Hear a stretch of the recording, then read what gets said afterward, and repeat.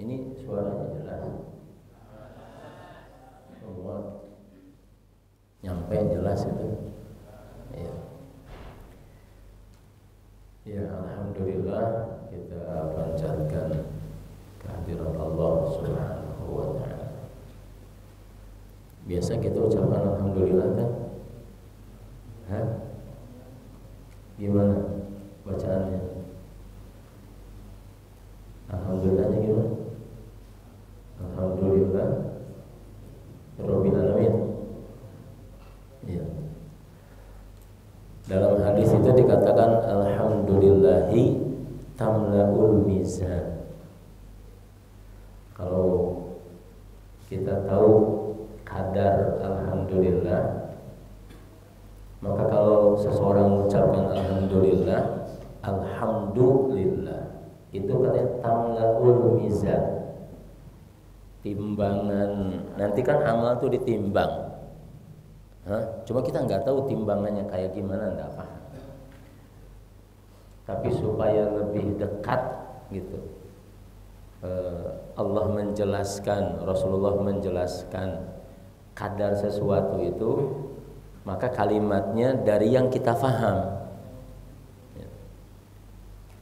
Ya, dari yang kita paham. Yang ditimbang biasanya yang bernilai, ya, betul nggak? Yang ditimbang biasanya yang bernilai ditimbang itu. Kalau nggak ada nilainya nggak ditimbang. Jualan hitut nggak ada. Naon seri? Orang besok nggak ngerti. Naon? Hah? Apa? Iya, jadi yang nggak bernilai nggak ditimbang, yang bernilai ditimbang. Dan kalimat mizan itu, ya, bukan timbangan yang biasa. Ya, kalau timbangan biasa itu disebutnya ya kail, kilo. Kalau mizan mah timbangan yang memang kalau ditaruh di situ, yang ditimbang tuh yang berharga, gitu. Beras ditimbang, ya, gitu. Apalagi yang ditimbang, yaitu maksudnya. Tapi kan bukan ditimbang biasa. Tapi kalau kita misalnya beli emas, ya, kita tanya berapa gram, walaupun nilainya 2 gram itu bisa lebih daripada 10 kilo, 20 kilo batu, ya kan?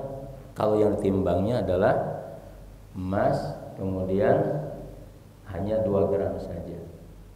Nah, mizan itu pertama supaya kita sering alhamdulillah gitu. Apa? Alhamdulillah. Ya, bahkan alhamdulillah itu sebelum ada kebaikan itu nyata di depan kita, bukan nungguin dulu baru alhamdulillah.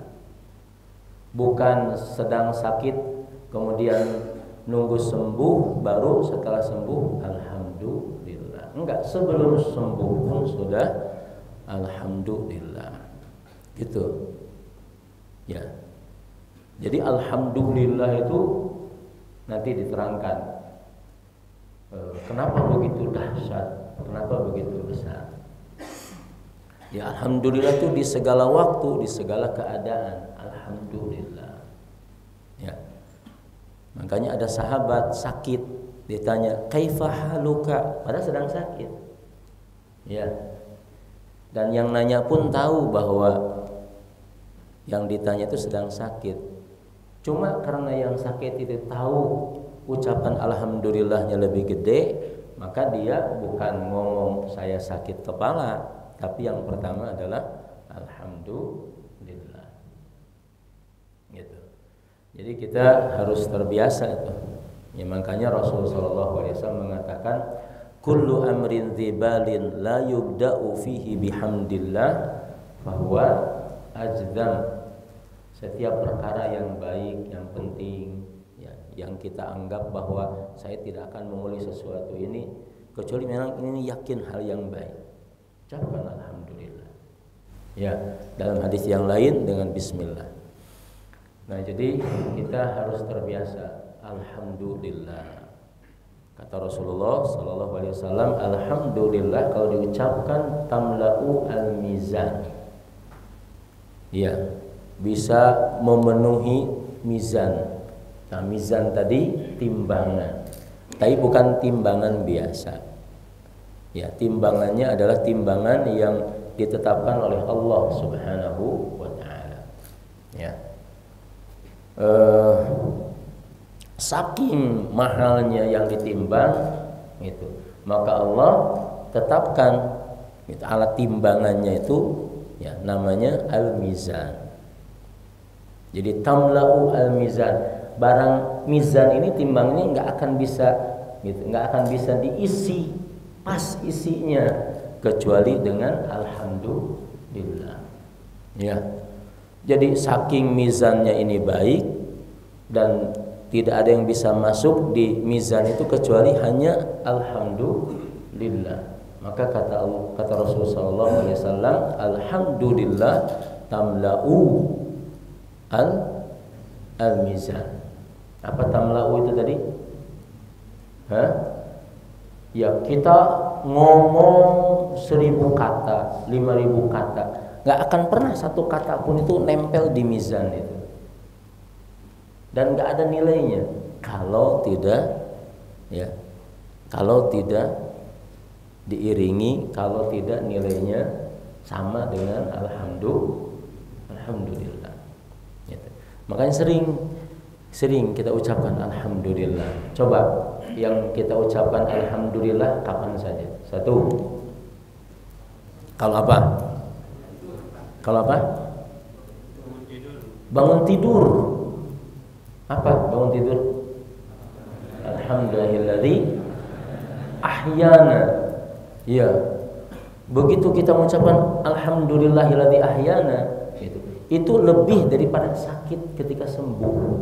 Kenapa? Karena tadi asalnya kita mati. Cuma jarang orang sadar harga dari bangunnya itu.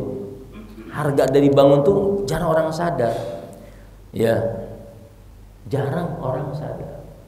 Alhamdulillah itu tadi begitu papasan gitu, nggak kelihatan sama orang yang mau nagih. Alhamdulillah.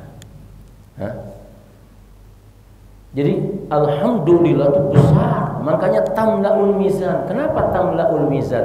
Karena setiap apa yang diucapkan dari alhamdulillah tidak ada yang bisa membuat sampai kita mengucapkan alhamdulillah kecuali yang karenanya kita ucapkan alhamdulillah itu hanya karena Allah Subhanahu wa taala. Yang menghidupkan, yang mematikan siapa? Allah. Maka kita ucapkan setelah bangun tidur alhamdulillahilladzi ahyana ba'dama amatana wa ilaihin nusyur. Segala puji bagi Allah yang telah menghidupkan kami setelah Allah matikan kami. Ya. Jadi alhamdulillah. Kenapa? Karena tidak ada yang bisa membuat kita mengucapkan alhamdulillah kecuali sesuatu yang tidak ada sesuatu itu kecuali diciptakan, diadakan, diberikan oleh Allah Subhanahu wa taala. Ya. Kita sadar enggak umur ini, nyawa ini bukan milik kita? Sadar enggak? Sadar enggak? Sadarnya gimana? Balik. Sadarnya kumaha? Nyawa teh lain boga kurang. sadarna kumaha? Tong nanya aing nya gitu cupang alir. Ustaz we jawab sorangan. Hah? Gimana sadarnya bahwa nyawa itu bukan milik kita? Ya. Kalau ditanya sama orang, benar gak nyawa itu bukan milik kita? Benar, gitu kan? Milik Allah. Begitu kan? Tapi untuk sampai kita tahu benar itu milik Allah, gimana itu? Hah? Gimana?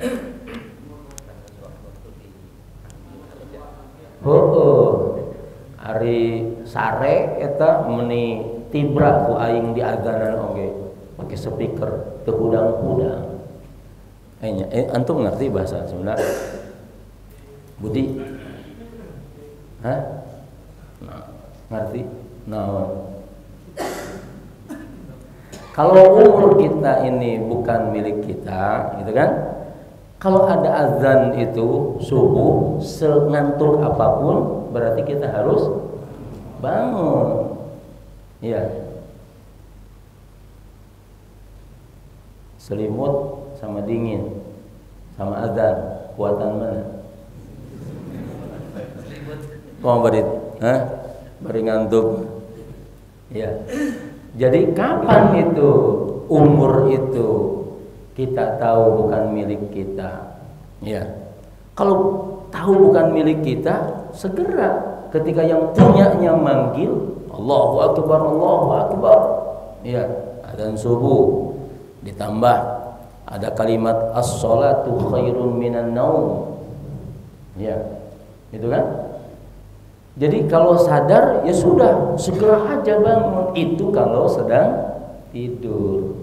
Tapi kalau sedang tidak tidur ada azan, tambah lagi kan? Tambah lagi kan? Tambah kita udah pekerjaan berhenti, selesai. Kita tahu umur itu bukan punya kita, milik Allah. Yang punyanya manggil. Iya, kenapa? Ruh kita ini, ruh tanu mana? Yang mana ruh itu? Hah? Ada yang tahu ruh itu yang mana? Hah? Ada yang tahu ruh yang mana? Hah? Hah? Yang mana? Dalam jasad yang mana? Ya. Listrik yang mana listrik? Mana ahli listrik? Mana? Ahli listrik mana? Pak Imam? Cicing wae. Pak Imam listrik teh yang mana? Mana? Eta mah bohlam. Ya. Jadi ruh, sehingga orang Yahudi itu nanya, yas'alunaka 'anir ruh. Orang Yahudi ya, tanyain sama Muhammad ruh itu yang mana? Kata Nabi SAW, qulir ruhu min amri Rabbi. Ruh itu ya nggak ada yang tahu. Itu adalah urusan Allah. Qulir ruhu min amri Rabbi. Saking besarnya, makanya tidak ada dalam Al-Quran kalimat amru kecuali sesuatu yang dahsyat dan yang tidak ada yang bisa kecuali hanya Allah Subhanahu wa ta'ala. Innama amruhu idza arada, surat apa? Yasin. Apa begini? Hah? Mantan? Maksud mantan Yasinan mah kudu baca Yasin. Ya. Innama amruhu. Oh, setiap amr itu milik Allah. Ya. Amr besar, amr itu besar, itu milik Allah Subhanahu. Makanya ruh min amrillah. Ruh min amrillah. Ya, subhanallah. Ruh. Nah, ruh ini kan kita nih tubuh ya. Mau nanya, ruh itu ya, kalau kalau umur biologis disebut bayi, naon deui? Geus bayi naon? Hah? Balita teh naon? Singkatanna naon? Hah? Bawah? Manya jajal 5 tahun. Batita heula meureun bawah 3 tahun. Ruh itu ada sesuai umur biologis atau ruh tidak ada kaitan dengan umur biologis seseorang. Hah? Tenyaho nggak ada yang tahu. Nggak ada yang tahu. Ya. Tetapi ruh itu ditiupkan sejak kita di alam rahim ibu saat kandungan berusia 120 hari, maka ditiupkan ruh. Nabi Adam alaihissalam, ya, itu Allah ciptakan di depan malaikat, depan jin, di depan seluruh makhluk itu, dan diciptakan dengan tangan sendiri. Allah menyuruh semua malaikatnya untuk mengambil tanah dari semua. Kan penciptaan Nabi Adam ini adalah penciptaan setelah seluruh makhluk Allah sempurna, selesai. Jadi lebih duluan diciptakan langit, bumi, air, jin, malaikat, semua, baru diciptakan terakhir manusia. Gitu. Baru setelah itu diciptakan manusia. Maka Allah menyuruh malaikat ngambil dari semua unsur tanah yang ada di bumi ini, untuk kemudian Allah katakan bahwa aku, ya, qul ya ayyuhan nasu in kuntum fi raibin minal ba'tsi fa inna khalaqnakum min turab. Kami menciptakan kalian dari tanah, Adam asalnya. Nah, karena semua unsur tanah itu dari bumi diambil, ya, kemudian Allah ciptakan Nabi Adam, ya. Nah, kita ini semua tidak ada yang keturunannya bukan keturunan Nabi Adam. Semua keturunan Nabi Adam. Cuma karena tanah itu diambil, ya, maka hiduplah turunan Nabi Adam, ya, nanti sesuai di mana dulu asal semua tanah untuk Nabi Adam diciptakan itu diambil. Maka di Afrika jadilah sebagian orang Afrika dengan segala macamnya, di Asia, di Eropa, di Amerika, seluruhnya. Poin saya, kalau itu membahasnya terlalu panjang, setelah Nabi Adam disempurnakan penciptaan fisiknya, ya, itu di depan malaikat, depan jin, semuanya nunggu karena Allah Subhanahu wa ta'ala mengatakan kepada seluruhnya, wa idh qala rabbuka lil malaikati inni khaliqun basyaran min tin. Lihat nih sama kalian seluruhnya, aku akan ciptakan makhluk yang paling sempurna dibuat dari tin. Itu dilihat oleh malaikat seluruhnya. Begitu selesai penciptaan fisiknya, malaikat semuanya nunggu, jin nunggu, setan nunggu, ya. Kemudian kata Allah Subhanahu wa ta'ala, fa idza sawaituhu wa nafakhtu fihi mir ruhi. Setelah penciptaannya begitu selesai sempurna, selesai, ya, kepalanya, badannya, tangannya, itu masih fisiknya saja. Kemudian Allah tiupkan ruhnya, fa nafakhtu fihi mir ruhi. Kemudian aku tiupkan ruhku. Setelah ruh itu ditiupkan, maka mulailah Nabi Adam alaihissalam yang asalnya tanah tadi mulai bergerak, dari mulai kepalanya, matanya mulai terbuka, telinganya, hidungnya, kemudian sampai ke mulutnya bersin, ya. Lalu yang pertama diucapkan oleh Nabi Adam saat bersin, alhamdulillah, dijawab oleh malaikat apa? Yarhamukallah. Kemudian setelah itu turun seluruhnya, ya, ke badan, ke tangan, ke kaki. Kemudian berdiri Nabi Adam alaihissalam. Dan dalam riwayat dulu kulitnya itu adalah pakaiannya. Dulu adalah kulitnya pakaiannya, gitu.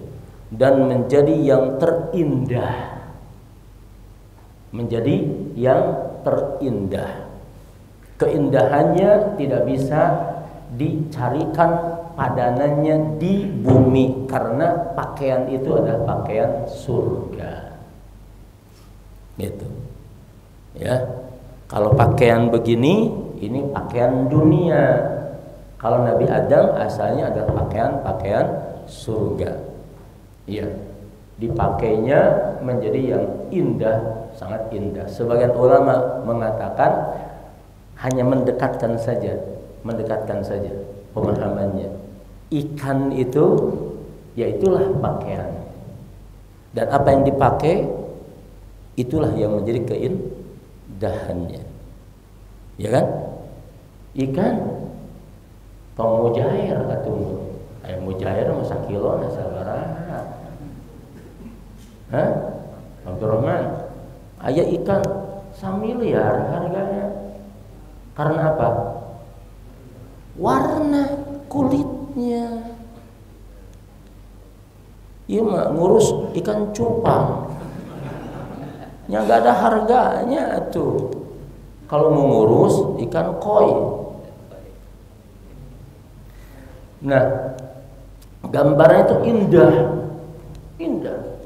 Ya, subhanallah, pakaian yang Allah berikan kepada makhluknya pas dan menjadi keindahan tersendiri yang tidak bisa diadopsi oleh manusia atau satu makhluk ke makhluk yang lain, karena sudah menjadi kekhasannya sendiri. Ya. Dari yang kecil, burung piit. Tahu burung piit? Di sawah. Burung piit yang mana? Burung piit apa? Bodas, ini coklat, ya kan? Bondol di Indonesia. Ya. Masya Allah, itu burung, bukan burung antum. Kalau burung antum bahaya. Burung ekornya, karena ekornya doang. Manuk naon? Merak, murai Medan, tukang burung berarti. Ada yang dilihat, masya Allah, luar biasa. Antum lihat, Allahu Akbar. Cik, anak menanya sama antum. Antum takut sama harimau, takut apanya? Kalau benar takut apanya? Apanya? Bukan warna kulitnya. Warna kulitnya, coba harimau itu warna kulit nanti, lain, coklat, coklat susu siga atau siga sapi, nggak ada yang takut, ya, masya Allah. Nah balik, Nabi Adam alaihissalam itu indah, ya.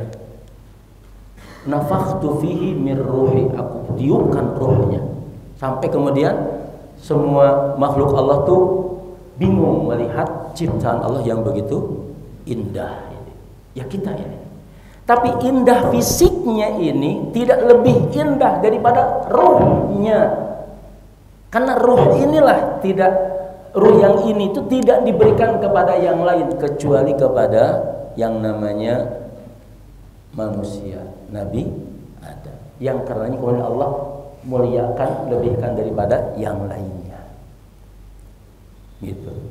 Maka perintah yang pertama kepada Nabi Adam adalah ruhnya dijaga, bukan fisiknya. Fisiknya mah sudah indah. Gitu. Wala taqraba hadhihi syajarata. Nabi Adam, Hawa, ya, jangan makan taqraba hadhihi syajarah. Kenapa? Karena buah ini itu membuat ruh nanti jadi rusak. Gitu. Ya, jadi sejak dulu yang namanya fisik kita ini insya Allah sudah ciptakan. Bahkan kata orang yang ahli kesehatan itu, sebenarnya manusia ini nggak perlu obat kalau dia tahu cara menjaga hidup. Karena apa yang ada dalam tubuh kita, di dalam tubuh itu sudah tersedia, sudah Allah siapkan segala hal yang membuat tubuh kita itu bisa sehat. Asalnya begitu. Ya, makanya gini, zaman dulu mah dalam tubuh yang sehat terdapat, dalam tubuh yang terdapat jiwa yang sehat, tubuh yang sehat. Yang sehat tuh yang gak pernah sakit kan? Nugelo jarang sakit, tapi jiwanya, berarti nggak cocok itu. Iya. Jadi Allah terangkan kepada Nabi Adam alaihissalam, ruh ini indah, tapi kalau sudah dirusak hancur. Bahkan yang indah di tubuhnya Allah pretelin sehingga auratnya menjadi terbuka. Gara-gara apa? Gara-gara makanan ruhnya dilanggar. Iya. Bukan karena makan buah, tapi ngelanggar. Wala taqraba hadhihi syajarata. Ya. Kata Allah. Nah, jadi ruh kita ini mahal. Saking mahalnya, maka Allah ngasih sama kita ini, ya, supaya ruh itu dikasih gizi vitamin sesuai yang cocok dengan ruh kita. Makanya diturunkan Quran, diturunkan Rasul dan Nabi. Untuk apa?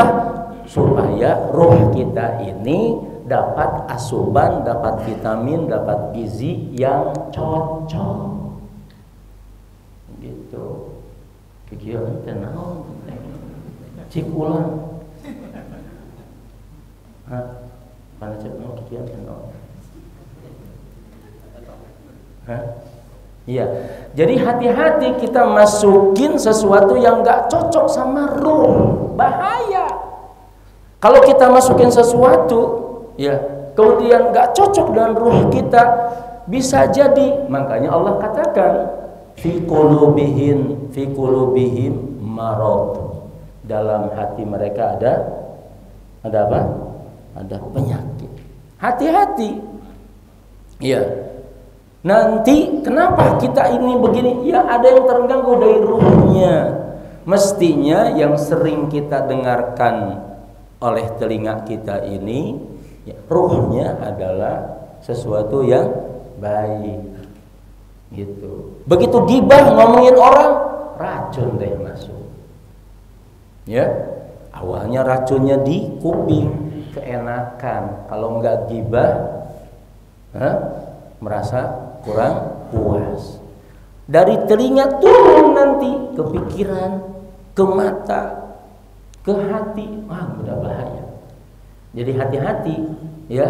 Makanan ruh ini bukan kita yang nentuin bagus dan tidaknya, tapi makanan ruh ini yang tahu hanyalah Allah Subhanahu wa taala dan Rasulnya sallallahu alaihi wasallam. Gitu. Ya. Jadi kenapa Quran itu 30 juz? Benar 30 juz? Benar enggak? Yakin? Pak Yusuf? 30 juz? Benar 30 juz? Pak, benar. Antum kalau di zaman dulu ada menteri namanya Menteri Penerangan namanya Harmoko. Kata Harmoko mengunjungin pesantren, seneng dia dikabarin bahwa ini santrinya sudah hafal 30 juz. Lalu dia nanya sama santri yang sudah hafal, kalau sudah 30 juz sisa berapa juz lagi? Nah, jadi kalau kita ingin ruh kita bagus ini, ya tadi, ya, makanya dalam Al-Quran itu diterangin, bukan dibaca doang, ya. Ya ayyuhalladzina amanu jtanibu katsiran minadh-dhanni, jangan suka buruk sangka. Kalau buruk sangka bahaya. La yaskhar qaumun min qaumin, Awas, jangan saling merendahkan satu dengan yang lain. Ngejek dengan ucapan, ngejek dengan perbuatan, nggak boleh. Itu kata Quran. Hah? Kata Al-Quran, la tuqaddimu baina yadayillahi wa rasuli. Awas, kamu mendahului Allah dan Rasulnya. Maksudnya jangan ngomong sesuatu yang nggak ada ilmunya. Ya, jangan mendahului Allah dan Rasul. Innal ladzina yaghudduna aswatahum inda Rasulillah, ya, la tarfa'u aswatakum fawqa sautin nabi. Hei orang yang beriman, awas kalian untuk adab dengan Nabi, jangan meninggikan suara kalian lebih daripada suara Nabi. Itu tuh gizi untuk ruh kita, ya. Wa aqimis sholata lidzikri, ya. Ayo sholat untuk ingat aku, kata Allah Subhanahu wa ta'ala. Itu tuh untuk ruh kita, supaya ajeg ruh kita tuh, supaya bersih, ya, supaya bagus. Itu dalam Al-Quran seperti itu. Kita misalnya di habis sholat itu, habis sholat zikir kan, setelah assalamualaikum terus apa? Astagfirullah berapa kali? 3 kali. Terus Allahumma antas salam, seterusnya. Kemudian subhanallah 33 kali, alhamdulillah 33 kali, Allahu akbar 33 kali. Kemudian, nah kalau di luar sholat subuh sama sholat maghrib, ucapannya la ilaha illallah wahdahu la syarikalah lahul mulku wa lahul hamdu wa huwa ala kulli syai'in. Coba bareng semuanya. La ilaha illallah wahdahu la syarikalah lahul mulku wa lahul hamdu wa huwa ala kulli syai'in qadir. Di luar sholat subuh sama sholat maghrib itu sekali. Tapi kalau setelah sholat subuh sama maghrib 10 kali. Ya. Kurang nyaman, paksain aja dulu. Aduh, la ilaha illallah syarikalah lahul mulku wal hamdu la ilaha syarikalah lahul hamdu la ilaha illallah syarikalah lahul mulku wal hamdu la ilaha illallah syarikalah syarikalah macam nepi wae. Sabar dulu, ya, relax. Banyak kebutuhan cicing sih ya. Harus gitu. Harus kita tuh harus dialog sama diri kita sendiri. Cicing sih ya. La ilaha illallah syarikalah lahul mulku wal hamdu cicing sih ya. Iya. Kalau dalam bahasa hadis itu gini. Kalau kita sedang mengucapkan sesuatu dari zikir, terus di hati itu ada yang goda. Kata Nabi, iman yang kayak gituan tuh iman yang benar, sebab digoda. Ya, itu iman yang benar. Gitu. Jadi harus bangga kalau digoda tuh. Aing digoda tadi ada. La ilaha illallah syarikalah sampai 1 jam itu.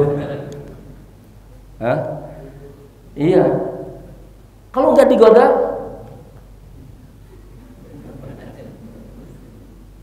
udah nggak usah saha. Kita nggak digoda. Kalau digoda, burung gunta. Tapi nahan supaya bisa 10 kali. Alhamdulillah. Ya. Jadi ruh itu mahal. Makanya untuk ruh itu baik tidak bisa kita cari sendiri. Salah kalau kita cari sendiri. Salah. Iya. Salah. Iya. Jadi kalau kita pengen ruh kita baik, buka Quran, baca, ya sok baca, gitu. Ya, yang bisa dibaca, bacaannya diartiin apa. Nah, tadi anak belum lanjut. Itu bacaan antum setelah la ilaha illallah wahdahu la syarikalah lahul mulku wa lahul hamdu wa huwa ala kulli syai'in qadir. Kemudian baca surat apa? Al-Ikhlas. Baca. Coba baca. Qul huwallahu ahad, Allahus samad, lam yalid wa lam yulad wa lam yakul lahu kufuwan ahad. Qul a'udzu birabbil falaq, qul a'udzu birabbil falaq, min syarri ma khalaq, wa min syarri ghasiqin idza waqab, wa min syarri nafatsati fil 'uqad, wa min syarri hasidin idza hasad. An-nas, qul a'udzu birabbin nas, malikin nas, ilahin nas, min syarril waswasil khannas, alladzi yuwaswisu fi sudurin nas, minal jinnati. Kalau kita tuh terus dari astagfirullah sampai 3 surat ini dibaca, kemudian sebelumnya baca ayat Al-Kursi. Coba ayat Kursi. Allahu la ilaha illa huwal hayyul qayyum, la ta'khudhuhu sinatun wa la naum, lahu ma fis samawati wa ma fil ard, man dzalladzi yashfa'u 'indahu illa bi idzni, ya'lamu ma baina aydihim wa ma khalfahum, wa la yuhituna bi syai'in min 'ilmihi illa bima syaa', wasi'a kursiyyuhu as-samawati wal arda wa la yaquduhu hifdhuhuma wa huwal 'aliyyul 'azim. Coba habis sholat yang meneko, cek orang Sunda. Tahu meneko enggak? Hah? Sila yang nyaman, yang rapi. Masyaallah. Hah? Ini perlu kita tuh senyaman dari yang dari yang kita jalani dari kehidupan. Nggak ada yang senyaman kecuali nyaman ketika kita tuh Masya Allah, yang disebut dari awal sama akhir hanya Allah. Nyaman. Allahu Akbar. Jadi kalau ada yang paling nyaman untuk bagaimana kita duduk, nggak ada nyaman kita senyaman saat zikir kepada Allah Subhanahu wa Ta'ala. Kalau belum merasa nyaman, nyamanin aja dulu. Gimana aja caranya? Iya, perlu perjuangan. Duduk perlu. Iya. Aduh, saya belum nyaman, paksain aja. Gimana aja caranya? Kalau bagi yang belum nyaman, ya seperti orang sakit harus minum obat. Berarti kita tuh belum, ya sok paksa ke gimana aja caranya. Caranya gimana aja. Ya, minimal yang tadi itu urutannya ya kita baca. Belum dapat segalanya, nggak apa-apa, bacaannya aja dulu. Yang penting semuanya kita tidak tinggalkan. Nggak. Karena kita tahu ruh itu tidak bisa baik kecuali kalau kita isi dengan segala yang datangnya dari Allah dan Rasul. Nggak ada. Kita yakini itu. Ya. Jadi supaya ruh kita ini, Masya Allah, nanti ruh itu bisa nanggung ya hal yang tidak pernah bisa ditanggung sama fisik kita. Iya. Asal ruh kita adalah ruh yang kuat, ruh yang bersih.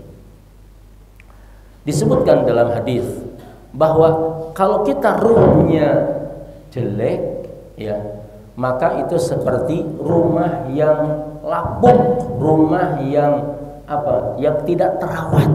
Kalau rumah tidak terawat, yang masuk ke rumah itu segala apa saja, ular masuk, binatang masuk, segala macam gitu. Tapi kalau rumah itu terawat dengan baik, pintunya bagus, jendelanya bagus, semuanya, maka jangankan ular, ya nyamuk aja sungkan untuk masuk. Gitu. Ya, jadi ruh itu mahal, ruh itu hebat. Ya, makanya jangan khianat, jangan bohong. Itu ngerusak ruh kita. Ya, kenapa? Dilarang hasud, kata Rasulullah SAW. Iyyakum wal hasad, awas, jangan hasud. Hasud itu apa? Iri teh naon? Dengki. Dengki teh naon? Iri. Iya, gini hasud tuh. Kalau seseorang dikasih sama Allah, ya, kemudian kita nggak dikasih, dari yang dikasih sama Allah tuh kita juga pengen, tapi nggak dikasih. Lalu kita bilang, ih, gitu, sama orang itu mudah-mudahan, si eta teh, gitu. Jadi ada harapan kita nikmat di orang itu hilang, itu namanya hasud. Atau mudah-mudahan yang baik itu tidak dikasih, itu namanya hasud. Zawalu nikmati al-ghair, tamanni zawali ni'mati punya harapan terlintas ya dari kebaikan yang dikasih ke orang itu, lalu kita berharap orang itu jangan dikasih kebaikan. Tapi hasud yang paling jelek, hasud sudah jelek ya, itu nyari usaha. Maksudnya ada yang kita lakukan supaya orang itu tidak mendapatkan kebaikan. Itu yang paling bahaya. Makanya ya anaknya hasud itu adalah namimah, tukang adu. Kata siapa? Anak nggak ngomong. Hah? Ada? Kata siapa? Ya, namimah itu biar dua orang bisa bermusuhan. Ya, itu namimah. Biar satu kelompok mengkelompok yang lain bisa berperang. Gitu. Namimah namanya. Nah, dalam bahasa Indonesia nggak tahu itu kenapa bisa jadi adu domba. Padahal yang, Nah, saya ulangi, ingat ruh. Nggak ada yang paling mahal kecuali ruh. Yang dengan ruh itu orang bahagia, bukan karena dengan hal yang sama orang lalu bisa jadi bahagia. Enggak. Bukan dengan kadar yang sama kalau segitu dia bahagia. Enggak. Ruh itu bukan dengan itu.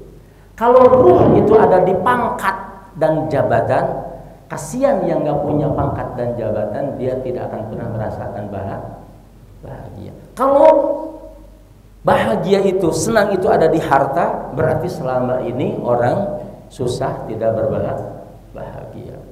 Enggak ada. Ruh itu bukan itu. Iya. Ruh itu bukan karena pangkat bahagia, karena harta bahagia, bukan. Ruh itu ya bisa bahagia dan tidaknya tergantung seberapa yang kita masukin, kita suapin kepada ruh kita dari apa yang diajarkan oleh Allah Subhanahu wa taala dan oleh Rasulnya sallallahu alaihi wasallam. Apa makanan ruh itu? Sabar, ridho, itu makanan ruh itu. Syukur, itu makanan ruh. Ya, kita jadi hebat. Ya, kita jadi hebat, masya Allah. Ya, ruh itu bahagia dengan apa? Dengan cara sabar. Sabar itu kan kata para ulama ada berapa? Sabar itu dalam sabar kepada ketaatan. Dalam taat kita harus sabar. Emang sholat kalau nggak sabar bisa nggak? Nggak akan bisa. Sholat itu harus sabar, harus wudu, kadang ngantuk, kadang malas. Sabar kita. Kadang imamnya panjang bacaannya, kadang nunggu sholatnya lama, kadang dari azan ke iqomat. Sabar dalam taat. Ya, kita mau infak, mau zakat, mau puasa, mau baca Quran, enteng, susah, sabar. Ya sudah, ambil Quran. Hari ini cuma ngambil doang, masya Allah. Itu dibuka, tutup lagi. Besok ambil, buka, liatin aja. Orang sudah selesai, tutup, taruh. Ya sudah, terus aja, kan lumayan. Ya masya Allah. Ya udah baca deh sekarang satu ayat aja, satu ayat, tutup, taruh. Tapi ketika ruh itu terus digituin itu, maka dia mulai tuh merasa enjoy, nyaman gitu. Iya, satu ayat, dua ayat, tiga ayat, masya Allah. Itu ruh. Ya. Jadi ruh itu tidak akan pernah bosan dengan segala apa menjadi kebutuhan ruhnya, nggak akan. Kalau mie Bangka walaupun gratis, sehari dikasih 10 kali nggak akan sanggup. Ya kan? Bener? Belum pernah juga kan? Belum pernah nyoba 1 kali 10? Belum. Coba dulu. Nah, jadi ruh, ya, ruh itu bisa hebat, kuat, taat kepada Allah, taat kepada Rasul. Tadi sabar dalam taat, Sabar dalam maksiat. Kok ada sabar dalam maksiat? Bener kita pengen maksiat, nahan, gitu, ditahan. Perlu ada kesabaran, ketahanan gitu untuk kita tidak jatuh di dalam maksiat. Sabar, ya. Dan orang untuk sabar menahan diri dari maksiat itu dipuji oleh Allah. Wa nahan nafsa anil hawa. Ya. Jadi bahasa Indonesia menahan nafsu itu dari bahasa Arab, dari Al-Quran.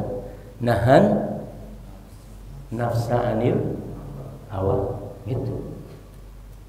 Ya. Itu kata para ulama, kalau orang digoda lalu bisa nahan hawa nafsunya, lalu dia tidak ikut dalam nafsunya, kata Allah gantikan kelezatan dan kenikmatan dalam maksiat yang dia impikan diganti dengan sesuatu yang tidak bisa dia bayangkan dari nikmatnya. Jadi kata para ulama, kalau kita membayangkan nikmatnya satu maksiat, gitu kan? Bayangkan dengan Allah gantikan, ya. Jadi satu, kalau kita tahu nikmatnya maksiat, ingat ada 1000 ya yang akan datang kepada kita. Nikmatnya hilang satu, datang 1000 yang menghilangkan seluruh kenikmatan itu. Tapi kalau kita menjauhi, meninggalkan maksiat itu, maka Allah gantikan ya dengan yang tidak bisa kita bayangkan. Satu, yang kedua kata para ulama, wala tattabi', jangan diikuti dari satu dosa ya karena terasa nikmatnya kemudian diikuti dengan dosa yang lain. Kalau sudah begitu, maka dia akan lanjut untuk sampai pada wallahu ta'ala a'lam, nanti dia akan hancur dengan dirinya sendiri. Jadi mulai kita punya filosofi, punya keyakinan, satu dosa ditinggalkan Allah ganti. Sesusah apapun kita, jangan main pinjam duit dengan yang riba. Nggak ada kamusnya. Tidak ada kamusnya. Bagaimana caranya? Puasa. Bagaimana caranya? Minta bantuan, minta tolong. Ya, tapi tidak untuk jatuh kepada hal yang diharamkan. Enggak. Ya. Sudah biasa zaman dulu tuh ulama tidak makan 2 hari itu biasa. 3 hari itu biasa, minumnya apa? Air. Tapi mereka mah bukan karena nahan maksiat, bukan, karena sibuknya mereka dalam thalabul ilm. Sehingga namanya kebutuhan jasad itu ternyata terlupakan. Ya. Jadi orang yang memang haus, gitu. Haus apa? Haus jasadnya, selalu lapar jasadnya, berarti memang dia tidak melatih ruhnya untuk tahan. Ya. Jadi kalau orang sudah terbiasa, jadi nggak makan yang pokok itu, ya, itu tidak kemudian jadi soal. Yang masalah kadang di kita, ya, Budia, anak ajak anda ke Karawang jam 8, ajak ketoprak, gado-gado, makan, ya kan? Pulang ke Albina jam 11, ditanya, Bun udah makan belum? Pasti jawabannya belum. Ainu tadi, sama ketoprak lain sango. Nah, jadi kita akan kuat ruh kita ini kalau selalu dikasih sabar, syukur, ridho, tawakal, zikir, doa, munajat, dikasih itu semua, maka ruh itu akan mengenal nanti hal-hal yang baik. Dan kalau ada yang buruk, dengan sendirinya terpentalkan karena nggak ada tempatnya di ruh kita tuh, nggak enak, iya, nggak enak. Ya, antum pengen ketawa sendiri nggak? Anak tanya, antum pengen ketawa sendiri nggak? Nggak mau, benar. Anak pernah ketawa sendiri, masuk di hotel, nyetel TV, ya, tapi suaranya di mute, nggak ada suaranya. Ya. Kemudian acaranya itu penyanyi nyanyi, goyang segala macam. Adik kata sia gila ya loh itu. Nggak ada suaranya. Hah? Paham gak maksudnya? Artinya kita tuh sudah nggak bisa lagi ngelihat orang gitu tuh nyaman, bahasanya begitulah. Hah? Kenapa? Ya kita sudah terbiasa tidak gitu untuk sesuatu yang ruh ini bukan alamnya gitu. Ya. Nggak bisa, nggak ada filenya, nolak aja. Gitu. Ya. Ya antum mungkin juga sama. Gitu. Dalam beberapa hal yang antum tidak suka secara ruh itu ya fisik itu nolak. Nggak akan bisa lama. Ya, untuk dengar, untuk lihat. Ya. Sampai jam berapa? Udah selesai waktunya. Udah 4:30. Nah, jadi pesan ana untuk antum semua, untuk ana sendiri, ya, jaga ruh kita semua. Apa? Jaga ruh kita semua.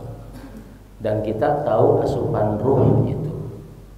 Ya, asupan ruh adalah Al-Qur'an, As-Sunnah. Asupan ruh thalabul ilm, duduk seperti ini. Itu asupan ruh. Duduk sama teman ngobrol kebaikan, ya itu juga adalah cara kita menjaga ruh. Duduk di tempat yang baik, jangan duduk di tempat yang nggak baik. Ya, ngobrol hal-hal yang baik, jangan ngobrol hal-hal yang nggak baik. Kasihan ruh kita itu, kasihan. Ruh kita di dalam tuh berontak sebenarnya kalau ada hal yang kemudian kita terima dari hal yang buruk itu. Kenapa? Bukan tempatnya, gitu. Mereka tuh nggak seneng di dalam itu. Makanya kalau ada sesuatu yang kita nggak suka dari hal yang maksiat, kemudian kita jadi gundah gulana, good, bagus. Ya, aduh tadi, mudah-mudahan itu adalah dari sidqul iman. Ruh kita memang nggak biasa untuk tadi, ya, bahwa hal yang buruk itu bisa sampai dan datang, apalagi kemudian merubah apa yang ada di kita. Begitu ya. Jadi jaga ruh. Nah, supaya kita di Al-Bina ini sedikit ada tambahan yang bisa kita jadiin bacaan hadis, ya. Kan kalau kita qala Nabiyyu sallallahu alaihi wasallam itu sama dengan kita sholawat kepada Nabi. Ya. Nah, sekarang antum ikutin apa yang ana ucapkan. Qala Nabiyyu sallallahu alaihi wasallam. Innamal a'malu binniyati. Coba diulang di awal. Qala an-nabiyyu sallallahu alaihi wasallam innamal a'malu binniyati. Sekali lagi. Qala an-nabiyyu sallallahu alaihi wasallam innamal a'malu binniyati. Nah, nanti kalau ketemu lagi kita bahas hadis ini karena ini juga bertalian dengan cara bagaimana supaya ruh kita terjaga posisinya. Ya, yaitu dengan cara memperbaiki niat kita kepada Allah Subhanahu wa taala. Baik, itu yang bisa disampaikan. Semoga antum sehat walafiat. Allah berikan keberkahan kepada kita semua, keluarga kita, anak-anak kita. Semoga Allah berikan kesolehan kepada kita semua. Rabbana ja'alna minas sholihin. Rabbana atina fid dunya hasanah wa fil akhirati hasanah wa qina adzabannar. Walhamdulillahirabbil alamin. Wa sallallahu wasallam wa baraka ala nabiyina Muhammadin wa ala alihi washabbihi wasallam. Al-Bina TV, membina iman, ilmu dan akhlak.